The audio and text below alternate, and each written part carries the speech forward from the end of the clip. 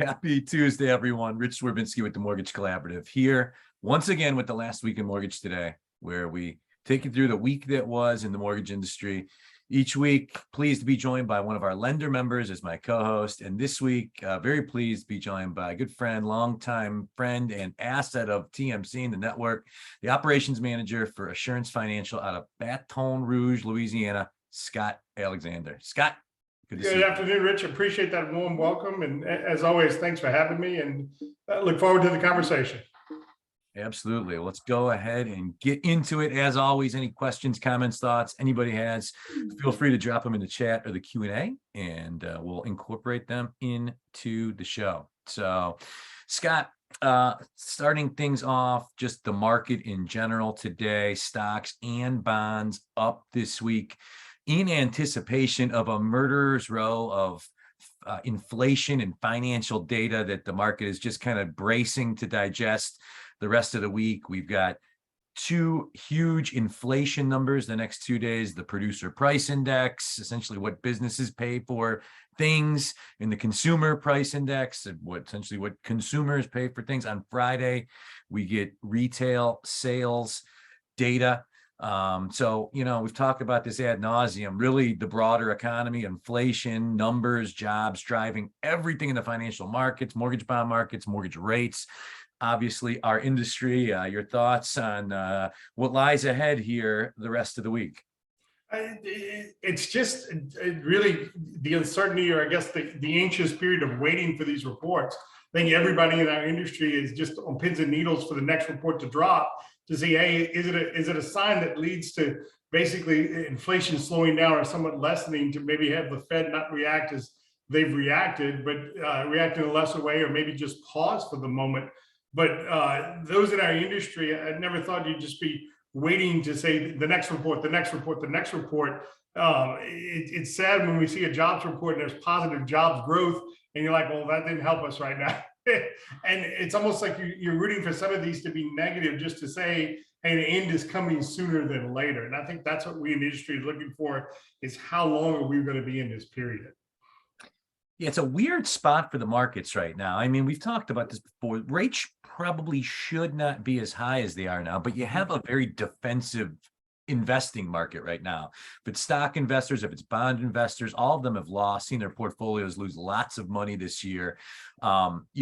Just with all the things going on right now, it feels like the short-term upside in whatever you're investing in is probably limited, and we've seen this bleed up. So you have a market that's almost kind of looking for bad news. And to your point, like these numbers that come out, we're always waiting for the next number. You made a great point in our email back and forth. Like the mortgage market right now really is a market of everybody kind of waiting what lies ahead of us. But to your broader point, like if you look inside all these numbers, you can find things you like. You can find, if you're an inflation hawk or not, things you like, things you don't like. But bottom line is just right now, as leaders in this industry, already an industry we're a lot out of our control, but right now it seems like there's just really a lot out of our control. There is, and as lenders, everyone's out there trying to create, I don't want to say create products, but reinvent those products that are already out there to at least present something to the market.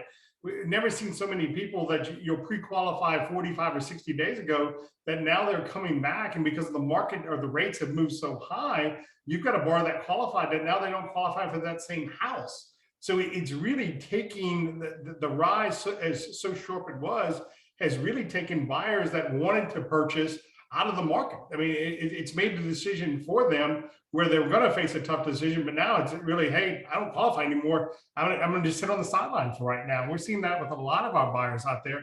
They're just pausing until there's some, I guess, continuity, or at least some certainty as to what's going to happen. But I'm with you. Rates seem to be a little bit higher than where they should be, but the Fed's trying to correct, because we had rates so low a couple of years ago, where they were really lower than what they should have been.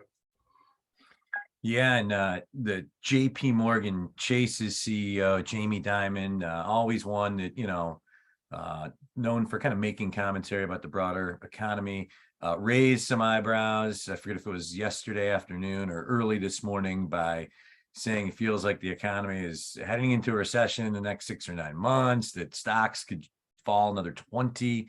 percent from where they are now. If you listen to his comments, he took some what I would call thinly veiled jabs at the Fed about them probably waiting a little too long and probably not doing enough at the beginning. Did come around to say, you know, hey, they are really focused on fighting it now, but you know, just the buildup and the need to do what they needed to do. It could be a little bit longer of a runway for the U.S. economy. So I know something that made some eyebrows this morning. Any thoughts on Mr. Diamond's comments about the broader economy? He is one that when he speaks, Rich, I think everyone listens and pays attention to what he says for sure.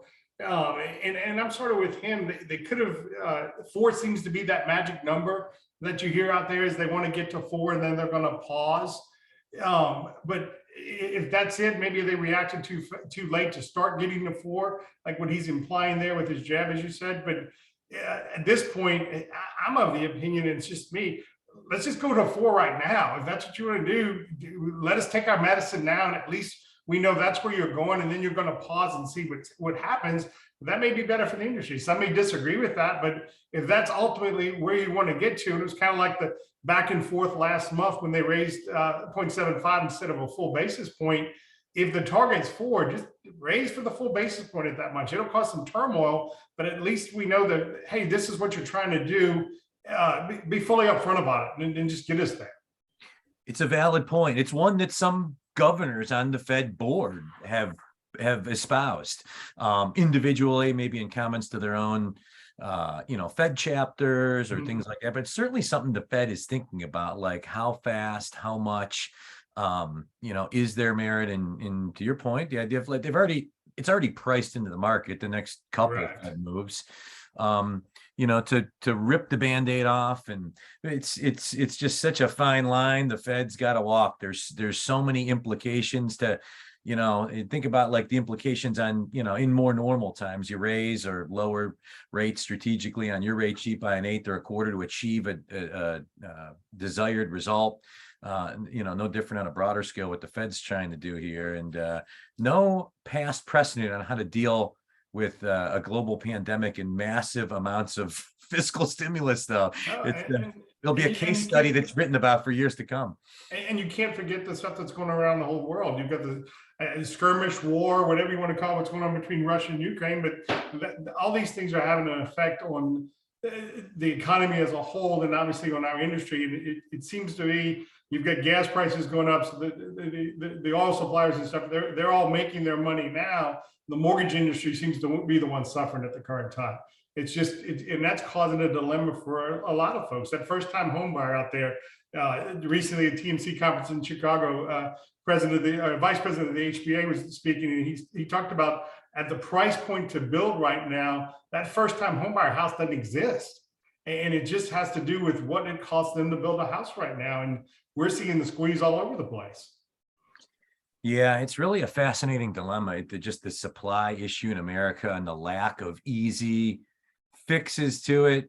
Even, you know, if government were to intervene like they did in our industry in 2007 and 2008, that was simpler from the standpoint that the government had to come in and backstop Fannie and Freddie. But, you know, we didn't have the issue, you know, and that was a solution at the time. Matter of fact, it was a solution, despite the fact it was widely criticized. It ended up being a genius solution that, you know, ended up not only solving the problem, but returning the government billions and billions and billions of dollars in profit sweeps from the agencies in the years since. But this one's just different. You can't, like, it's been an issue that was like somewhat ignored for the 5, 6, 7 years, kind of leading into the pandemic. And then, like a lot of things in America, the pandemic accelerated the problem. It did, and the shortage, the inventory shortage, especially in that what I call the first-time home buyer, when you've got rates where they're at right now, you can't take a starter home at $400,000 and someone that makes under $100,000 and reasonably qualify for that loan. And it's not like the government come in, wave a magic wand, and say, okay, we're going to immediately have 1 million or 2 million homes built like this. There's a process to that, and that's got to correct over time. But we need some sort of leadership, or I guess legislation, to help with that. and just getting rates back to normal, that'll solve some of it, but I don't know that it solves the housing shortage problem that exists for that first time home buyer right now. Will be interesting to see what comes of it, especially heading into a midterm election season. Housing really starting to become a mainstream issue. Hasn't started to weave its way, at least in any of the political ads I'm seeing in Ohio, all focused on, other things that are, your typical political season stuff. But then it's also a local issue too, right? I mean, like Louisiana, very diverse market, Baton Rouge, New Orleans, very diverse metropolitan markets. Are there any things like being talked about or being done in Louisiana to help you? Not so much on the housing ridge, which is it's kind of like that. You've got the hot topics right now. The hot topic in our state is insurance, and the issue we are having with basically the insurers leaving the state, not wanting to write coverage because of the losses from the hurricane and being so close to the coastline. We're having that issue. I expect to start seeing in Florida after everything shakes out with the storm they just had. You'll probably see the same thing, an exodus of carriers from the state, or premiums just going through the roof. We had one coming a couple of weeks ago, and don't fall off your chair, but a wind and hail policy, $13,000 annual premium on a $275,000 home. Man, that really, good credit. It was no issues with the bar. It was just close to the coast, and no one would write it. It had to go to basically the state policy or the state carrier that writes it, and that was the going rate for that home on that policy. And at that point, everyone's looking around and saying, I'm not paying that. That's our big issue right now in certain parts of the state is dealing with that. Well, it's interesting. Nothing that was on our show notes, but it's a great topic because, right now, I mean, the GSEs, since Sandra Thompson took over, have done, they've gone out of their way to talk about natural disaster related risk that at least me, and maybe, I've just not missed it, but never heard the GSEs have really ramped up their rhetoric around natural disaster risk, the risk it poses lenders, the risk systematically it poses the GSEs. And also the point that they always make is that it disproportionately affects affordable housing stock and minority home buyers and homeowners. So it's a big issue, and I think we just heard a very real world example of how it's affecting one prominent lender in the South. I mean, you always think rate, you always think price point when you're talking kind of ratio and principal and interest. The piece we forget is the taxes and insurance. Taxes take care of themselves, but that insurance piece in certain parts of the country is becoming more and more a factor. And especially down here close to the coast, we're seeing that. And I know our state's not alone, but when you've got an exodus of the competition and there are fewer to write, and that risk is not spread out, you're going to see the increase in cost. This is the last week in mortgage today. I'm Rich Swerbinsky with the Mortgage Collaborative. This week, joined by the operations manager for Assurance Financial, Scott Alexander. Scott, moving our attention to some news headlines from the past week, report that comes out weekly, just about credit availability. There was a tick down in credit availability with lower FICO bands, and the riskier credit buckets kind of were where we saw, less credit available. And it's just kind of a byproduct, I think, of these kinds of times, right? Where it's slower, lenders are going to, those loans on the margin, one argument would be, lenders may be more likely to try to make those, but, as an operational leader, it's probably just at times you got to be a little bit more diligent. Certainly in the last couple of years where refis are just flowing in and you're just trying to get the pig through the python. It's easy to, I don't want to say constrict, but your guidelines, when business tends to slow, your guidelines seem to expand. As you said, you try to make those marginal deals, but you've got to pay attention to your delinquencies that are out there. We were just having a discussion last week.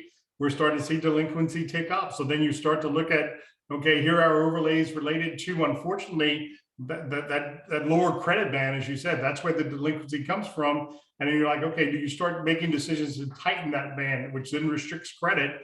But the fiduciary, it's the right thing to do, because that's where that delinquency is going to come from. If I want to control it, I've got to restrict that band. The 800 credits borrow with the 20% down. That's the loan you can make all day long. It's that 620 to 640 borrower, or even 660 and below, where you're like, okay, I've got a 660. I've got all the funds coming from a gift. we can make that at a higher LTV, but you're starting to see that contract where you're not getting that AUS approval anymore. Or, hey, does it make sense to make that loan when we know it's potentially for delinquencies much higher?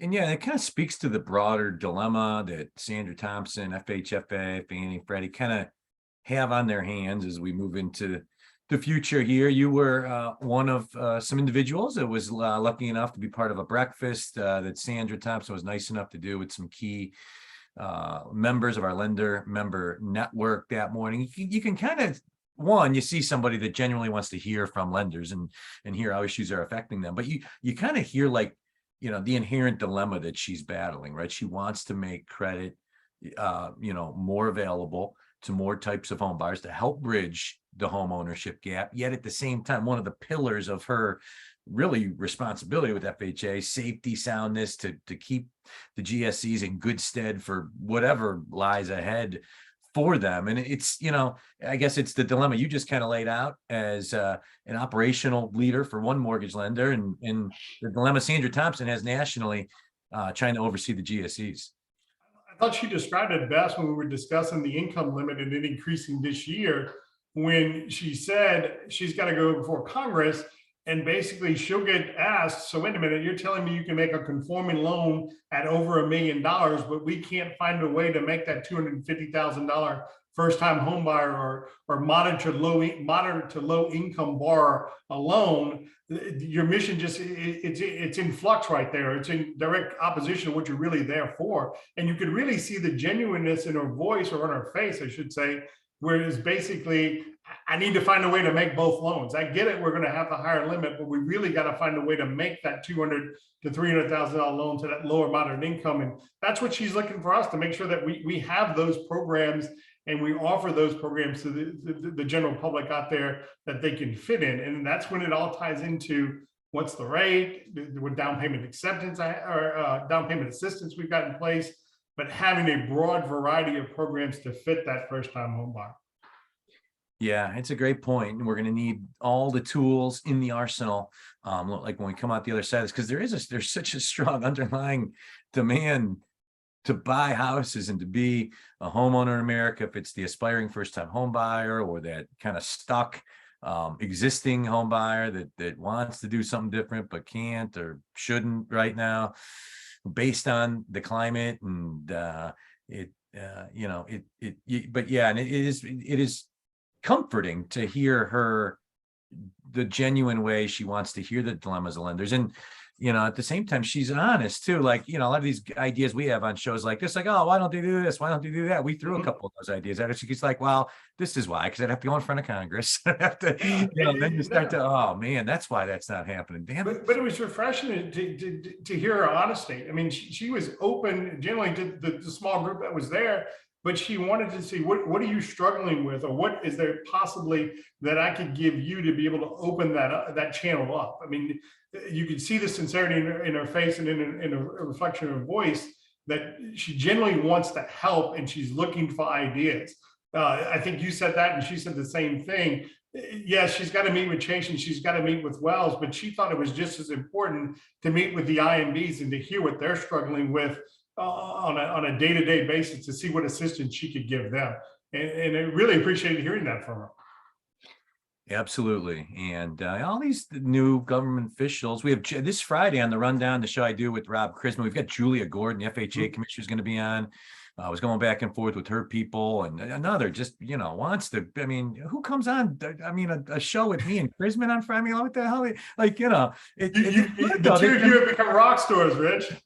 I'm just saying, like, nobody would ever do that, like in the past. And it's good that you have leaders that are out there, and because the times are tough right now and lenders are frustrated, and there's no magic bullet that Julia Gordon's going to deliver on Friday on the rundown, or any of these leaders are, but at least it helps people to know that they're listening and have an ear to the ground.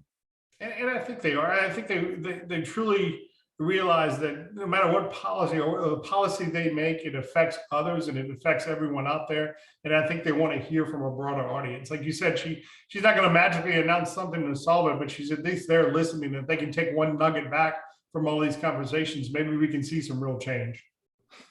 Absolutely. So, some other news that came out this week. CFPB launched an effort to try to spur new opportunities for homeowners in the mortgage market. Basically, they have an open comment period for anyone that wants to comment to CFPB on ways that our industry can make mortgage products, products easier, cheaper. It seems like where they're going with this is they like some sort of standardized online low cost refi, like it feels like if you just read through, who knows, what the ultimate motivation is here, but as an operational leader, this catch your attention at all? It did. It was very interesting to see that they're almost, I don't want to say stepping outside of their form box, but it's almost like they're throwing a lifeline out there to see, hey, how can we help, or what information that we can gather, because you wouldn't expect that to come from a regulatory agency to look for a product. Complete curveball, if you ask me, but interested to see what comes of it for sure. I've heard though from others, these comment periods, like when they open, FHFA has done this, and Calabria never, he didn't care about anybody's opinion, but they've done, I've heard that when they open, I've just heard through the grapevine from people, when these comment periods, like they get almost nothing from people, which I guess is surprising to me. But then, you get busy, it's one of those things. It's easy to complain about on a show like this, but to take the time to follow up and send the feedback, how many ever people are listening to this platform, ultimately, I would encourage people to do that, because that is the reality of what people that open things for comments say. USDA did something a few years back where they opened up, changed the reg, and they do the same thing like all of them do. And I weighed in with a comment, and I got a phone call, and they were like, we're just so appreciative of someone. And it was the same way. It was like, we're just appreciative. We'd just like to have a conversation to talk through this. And I asked the same question. I said, you guys don't get much comment. They're like, we'll get 3 or 4, but it's generally not as many as you would think it would be. And maybe they need to do a different way, or go about it a different way as far as announcing or getting it out there as to what they're doing to get people to comment on it. That may be some of it too, that if you don't normally get a newsletter or an update, you may not even know this is taking place. Yeah, no, it's so true. And, and I like the roundtable we do with Sandra, like that's the best way to do stuff like that. Right? Go sit in a room with 20, 30 leaders running companies and businesses across America and hear directly from them, like the things that, are unintended consequences or byproducts of government policy or action or inaction that are affecting lenders and ultimately aspiring home buyers. So We've invited CFPB to our conference. They sent a great guy, Mark McCardle, their assistant director of mortgage markets, to our recent conference, hoping to get Rohit Chopra at our conference in March in San Diego, because I think that would be great. And I think that would be very much better than one of these comment periods for them. I think it'd be great for them just to attend and listen. That's the key thing. Just get there and listen. Your conferences are just open where there's so much sharing going on. If they just came and listened, they'd find a nugget or two that they could take back and make meaningful change, like I'd said before. So if any of our listeners know Mr. Chopra at CFP, put in a good word for the Mortgage Collaborative. We're the friendliest lender group in America. Scott Alexander can attest that everybody's about as friendly as Scott at our conferences, right? That is correct. The conferences are great. You guys do a great job with those, and we really get a lot out of them. I know my company does, and people from my company that have attended that and others. It's just a great way to share with others that are like you and figure out not so much solve problems, but hear that everybody else is going through the same thing you're going through, and everybody's willing to kind of lay their cards on the deck. That's what I always say. No one's unwilling to share, for sure, or lend a hand to help someone with something. It's therapeutic to be able to sit amongst people that do what you do across America. Like, hey, it's like we got the same issues, and hey, that guy or gal's got a great idea on how to, the level of openness at this most recent team. We always, our whole culture is one of openness, but it was a really, really roll up the sleeves atmosphere in Chicago a couple weeks ago. I've attended double digits now, and I've come back with at least 2 or 3 nuggets from each one of different things where we can improve what we do. So I highly recommend, if you haven't attended one, to attend one. Thanks, Scott. Wrapping things up, last news headline I wanted to get to, U.S. Treasury made an announcement this week, just announcing that they are establishing a new tax credit rule to help expand affordable housing. Essentially, the way they income average, median to below, they're changing the methodology essentially to make more people qualify. Nothing bad about this news release, right? We need all the No, we need all the help we can get. I heard someone at the conference say, it might have been that vice president of builders, offer a true credit for all first-time home buyers, regardless of the income level. Put some true money out there. If we can offer a tax credit for electric vehicles, why can't we offer one when the first-time home buyer buys a house? It's so true. If you think about housing, the percentage of housing related costs on personal spending and inflation, 40-45%, depending on who you look, of the inflation numbers and GDP related stuff is either housing or directly related to housing. So yeah, to your point, there's a lot of government money out there, college and other things. And it's a housing market right now that, it's front page of CNBC about 810 days in a row here. So to me, that's if some sort of legislation or something could be done around that, where you're giving everyone the credit and it's meaningful dollars, that's a moneymaker, a newsmaker for everybody. I mean, everyone wins on something like that. As you said, when you've got inflation, it's that percentage of your budget as a household. Something like that can help people out, or maybe get them where, hey, we can get a home that we didn't think we could afford before. Going to be very interesting. 1 month away from the midterm elections, then you get right into presidential election season and the housing in the news a lot, hopefully for other reasons than the ones that we've seen it in the news for most of the year this year. But you made a very poignant comment before we went live. The good lenders like Assurance that are in this for the long, it's really just kind of batten down the hatches time right now. Get your business ready for what lies ahead, because strong companies grow market share in these climates, and we know we'll be out the other end of this thing probably sooner than most think. I agree. Excellent. Scott, greatly appreciate you joining us this week to co-host, and just how engaged you are with our network in general. Really appreciate you and Assurance and all you do for TMC. No problem, Rich. Thanks for having me. We appreciate you and your staff for everything you do for us out there. Thank you. And to our attendees, thanks as always for spending 30 minutes with us. We're here every Tuesday live at 2 p.m. Eastern with the Last Week in Mortgage Today. Also can find us on our YouTube channel or on podcasts. Search TMC Connect, and where most of you listen. So until next Tuesday, have a great rest of the week, everyone. And thanks again, Scott. Thanks. Appreciate it. Have a great week, guys. Bye, guys.